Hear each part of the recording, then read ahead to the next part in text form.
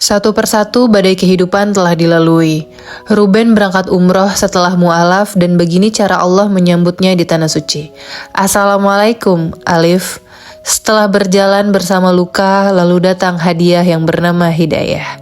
Ini dia kisah nyata perjalanan hidup dari Ruben Onsu. Kita melihat Ruben selalu ceria di layar kaca. Siapa sangka, itu hanya permukaan saja. Di balik senyum itu, dia telah kehilangan mama, dikibulin manajer selama 5 tahun, karirnya dihalangi, pemberitaan yang kejam, teror mistis, bisnis jatuh, sampai status perkawinan yang kini telah berubah. Kalau orang ada yang bilang, Ruben hebat banget ya sekarang, dia hanya bisa senyum dan bilang dalam hati, itu yang lo lihat.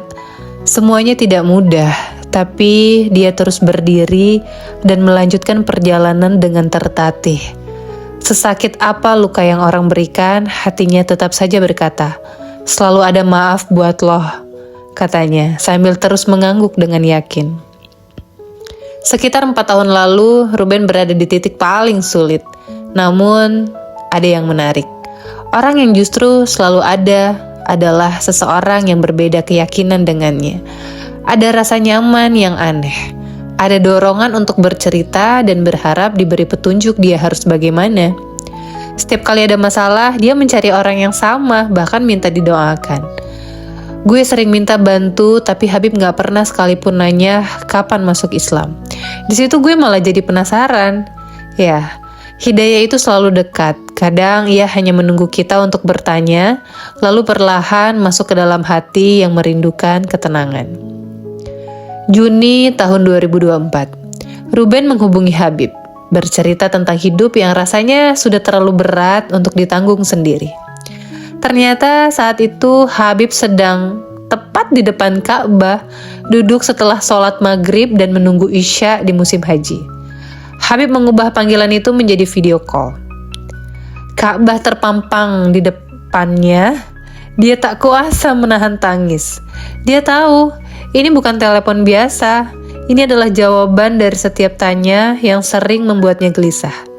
Kadang hati sudah ingin beranjak, tapi logika yang masih duduk menunggu.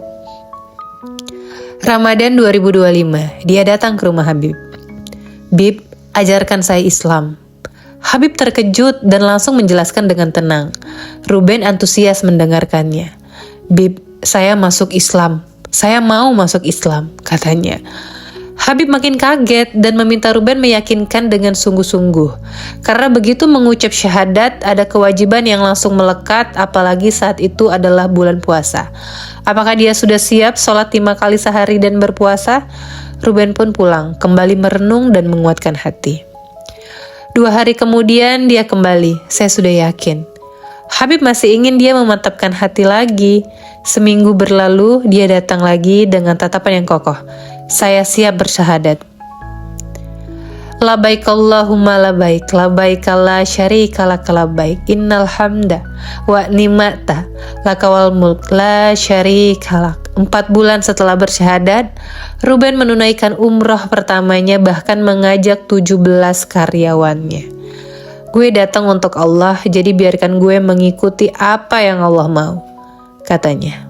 Saat sampai di Madinah, dia selalu ingin sholat wajib di Masjid Nabawi. Dia sering kali disapa. Masuk gerbang Nabawi ada yang menoleh dan menyapa. Assalamualaikum. Di dalam masjid ada yang tiba-tiba memberi air zam-zam dingin persis seperti yang dia suka. Beranjak pergi pun ada yang menyapanya. Assalamualaikum. Seolah semua orang mengenalnya di sana, padahal yang menyapanya bukan orang Indonesia. Rasa-rasanya kehadiran Ruben sudah lama dinantikan. Hari kedua di Madinah, habis subuh ada lagi yang menyapanya. Assalamualaikum. Selesai maghrib, seorang merangkulnya dan menyapa. Assalamualaikum, Alif. Malamnya saat hendak tahajud, dia bertemu penjaga yang sedang bersih-bersih. Assalamualaikum, Alif. Orangnya berbeda, tapi panggilannya sama. Saat sedang memilih barisan sholat, ada lagi. Assalamualaikum, Alif. Seusai sholat, dia lupa menyimpan sandal, bingung mencarinya. Tiba-tiba ada seseorang menyapa, "Assalamualaikum, Alif." Dan ternyata sandal itu ada di depan orang yang baru saja menyapanya. Dia bingung, apa maksudnya dari panggilan Alif itu? Setelah semua kejadian itu, dia melanjutkan perjalanan menuju Mekah.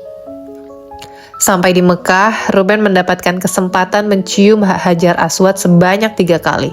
Dan prosesnya tanpa sikut menyikut. Dia hanya modal yakin, insya Allah bisa. Allah sudah undang gue sampai sini, katanya dalam hati. Lalu dia memegang pintu Ka'bah dan terdengar lagi suara yang sama. "Assalamualaikum, Alif." Ruben terlepas, menangis. Setelah menjauh, dia baru tersadar. Ya Allah, itu tinggi sekali pintu Ka'bah.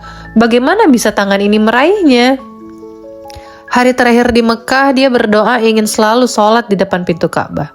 Saat mencari barisan sholat, digeser, diarahkan, dan setiap kali azan, dia selalu berhenti tepat di depan pintu Ka'bah.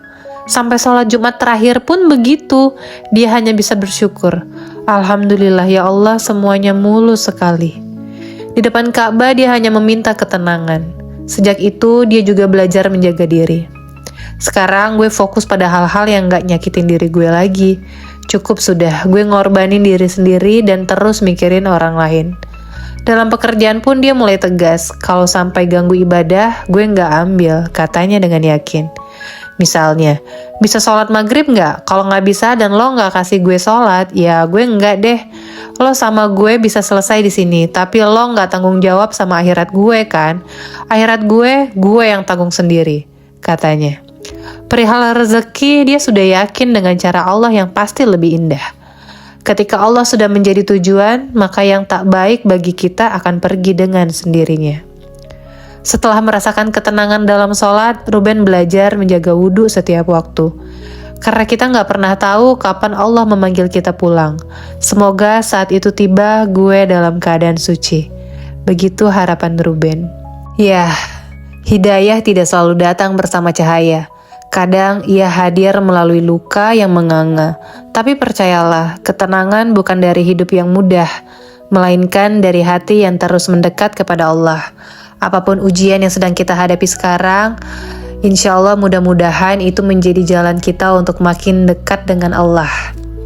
Terima kasih untuk teman-teman yang sudah mendengarkan sampai selesai. Jangan lupa untuk terus dukung channel ini ya. Semoga bermanfaat dan sampai ketemu lagi.